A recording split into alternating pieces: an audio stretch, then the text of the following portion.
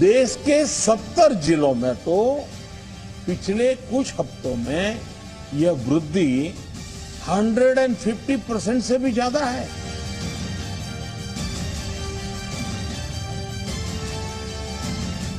अगर हम इस बढ़ती हुई महामारी को यही नहीं रोकेंगे तो देशव्यापी आउटब्रेक की स्थिति बन सकती है।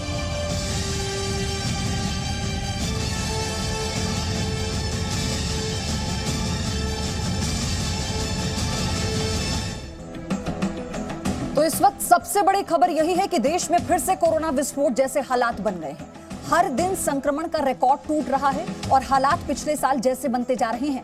पिछले 24 घंटे में संक्रमण के 53,476 नए केस मिले, 26,490 लोग ठीक हुए हैं और 251 लोगों की मौत हुई है। ये इस वक्त की सबसे बड़ी अपडेट है और ये आंकड़े डराने वाले हैं और ऐसे में डरना बहुत जरूरी है। इसलिए आप तक हम सारी जानकारी आंकड़ों के साथ पहुंचा रहे हैं, क्योंकि आप याद कीजिए यही वो समय पिछले साल का जब कोरोना के मामले देश में बढ़ते जा रहे थे। क्या हम पहले जैसी स्थिति में पहुंच रहे हैं? क्या पिछले साल जैसे हालात बन जाएंगे? क्योंकि जो आंकड़े निकल कर आए हैं वो यही बताते हैं कि अगर हमने सावधानी नहीं बरती तो हालात बद से बदतर भी हो सकते हैं। कोरोना संक्रमण के बढ़ने की सबसे बड़ी वजह हम खुद ही हैं। बिना वजह भीड़ भाड़ लगाना, मास्क न पहनने की आदतों ने कोरोना महामारी को अनुकूल माहौल दे दिया है। दूसरी बड़ी वजह है वायरस का म्यूटेशन, यानी वायरस का नया रूप। स्वास्थ्य मंत्रालय ने भारत में मौजूद कोरोना के नए खतरनाक वेरिएंट के बारे में सावधान किया है।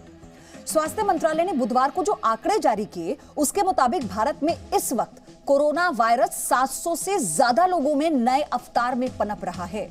इन मामलों में 20% ऐसे हैं जो बेहद खतरनाक हैं और डबल अटैक की क्षमता रखते हैं। वायरस के इस खतरनाक वेरिएंट पर अच्छी इम्यूनिटी भी काम नहीं कर पा रही है और नए वायरस के संक्रमित करने की रफ्तार भी बहुत तेज है। आज हमने इस पर आपके लिए एक रिपोर्ट तैयार की है जो आपको कोरोना वायरस के नए अवतार से सावधान करेगी। ध्यान से समझिए इस रिपोर्ट को, देखिए, आंकड़ों को जानिए।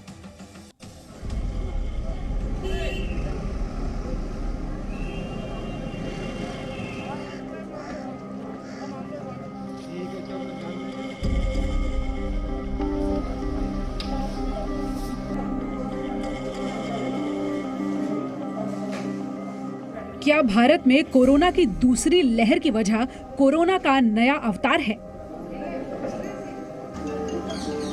कोरोना वायरस भारत में 4 अलग अलग अवतार ले चुका है और हर नया अवतार यानी म्यूटेशन पहले से ज्यादा खतरनाक साबित हो रहा है। भारत में कोरोना वायरस के 10,000 से ज्यादा मरीजों की जांच करने पर 771 ऐसे लोग पाए गए जो नए स्ट्रेन यानी कोरोना के बदले हुए खतरनाक अवतार की चपेट में हैं। कोरोना की इस नई शक्ल की चुनौती यह है कि इस नए अवतार की संक्रमण को फैलाने की दर भी ज्यादा है और लोगों की बेहतर इम्यूनिटी भी नए वेरिएंट्स पर बेअसर साबित हो रही है। कोरोना वायरस के 10,787 सैंपल्स की जीनोम सीक्वेंसिंग की गई। इसमें 771 सैंपल्स अलग अलग वेरिएंट वाले थे जो पकड़ में आए। इन 771 वेरिएंट्स में 736 में से कोरोना वायरस का ब्रिटेन वाला वेरिएंट मिला, तो 34 में साउथ अफ्रीका वाला वेरिएंट और एक व्यक्ति में ब्राजील वाला कोरोना वेरिएंट पाया गया।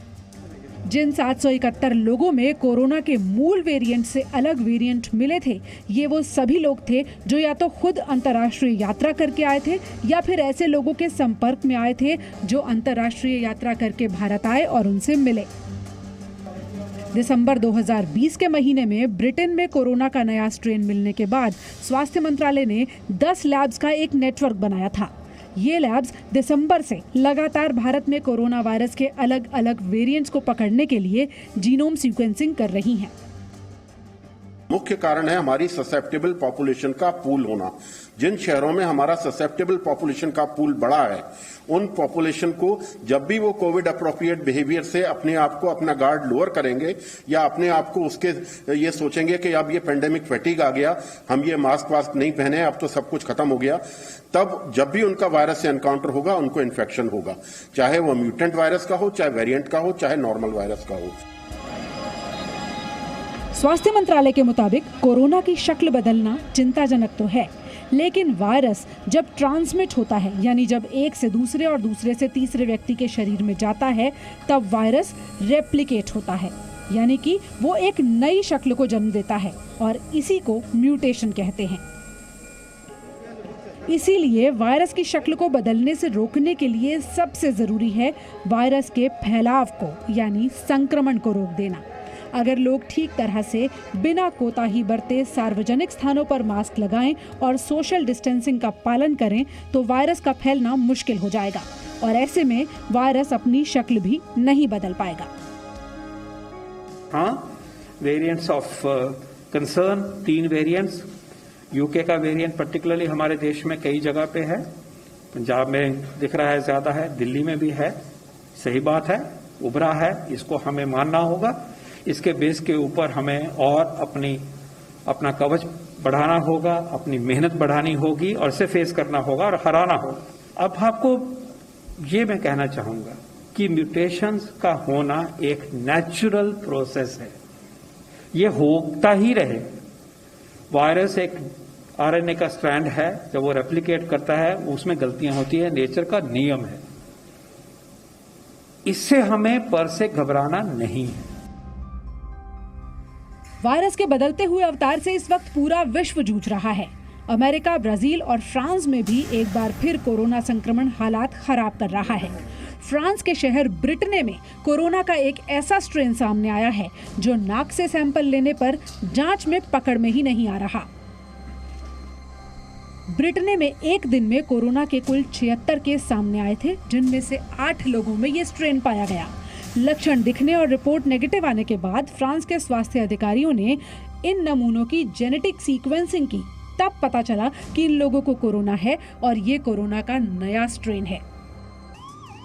विश्व में अब तक कोरोना के 12 करोड़ 49 लाख से ज्यादा मामले सामने आ चुके हैं और दुनिया भर में 27 लाख लोगों की जान कोरोना वायरस ले चुका है। भारत में पिछले 24 घंटे में 47,000 से ज्यादा नए मामले सामने आए हैं, जबकि फरवरी 2021 में यह आंकड़ा 10,000 प्रतिदिन से नीचे चला गया था। ऐसे में कोरोना के इस नए रूप के सामने आने के बाद लोगों को सोशल डिस्टेंसिंग, मास्क और सैनिटाइजर का कड़ाई से पालन करना एक बार फिर जरूरी हो गया है। दिल्ली से शिवांक मिश्रा के साथ पूजा मक्कड़, जी मीडिया। मेरे कई सहयोगी अलग अलग शहरों से जुड़ चुके हैं। हमारे साथ डॉक्टर कौशल कांत भी जुड़े हैं। सर, स्वागत है आपका। मैं आपके पास आऊंगी, लेकिन पहले दिल्ली से पृथु हैं मेरी सहयोगी, और पुणे से किरण हैं, और मेरे साथ अतुल तिवारी हैं, अहमदाबाद से जुड़े हैं। पृथु, पहले मैं आपके पास आ रही हूँ। दिल्ली में लगभग पिछले 24 घंटे में, लखनऊ से भी मेरे सहयोगी हमारे साथ जुड़े हैं, संकल्प है मेरे साथ लखनऊ से। पृथु, लेकिन पिछले 24 घंटे में दिल्ली में लगभग 1250 मामले सामने आए हैं, लेकिन रिकवरी रेट कम है उसके मुकाबले, और मौत का आंकड़ा धीरे धीरे बढ़ रहा है।